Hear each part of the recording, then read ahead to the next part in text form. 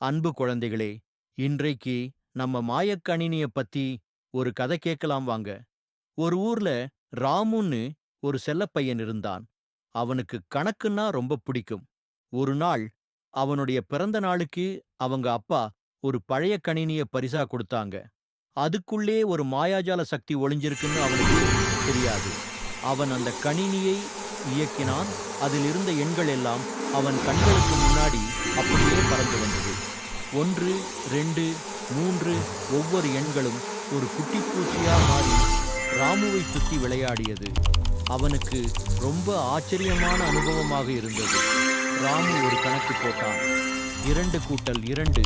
உடனே 2 பூச்சிகளும் இன்னொரு 2 பூச்சிகளும் ஒன்று சேர்ந்து 4 குட்டிப் பூச்சிகளாக மாறி ஆடியது.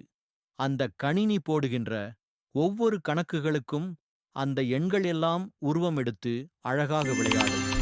ஒரு நாள் ராமு கணினியில் தமிழ் எழுத்துக்களான உயிர் எழுத்துக்களை உள்ளீடு செய்தான். ஆ அப்படின்னு கொடுத்த உடனே ஒரு குட்டி அணில் ஓடி வந்து ராம் தோள் மீது ஏறியது. ஆ அப்படின்னு உள்ளீடு செய்தான். ஒரு அழகான ஆந்தை வந்தது. ஒவ்வொரு எழுத்துக்கும் ஒவ்வொன்றாக வந்து அவனை பார்த்து சிரித்தது. அப்போ ஒரு நாள் ராமு அந்த கணினியில பூமி எப்படி சுற்றுகிறது அப்படின்னு கேட்டான். உடனே அந்த கணினி ஒரு பெரிய வரைபடத்தை அவனுக்கு காட்டியது.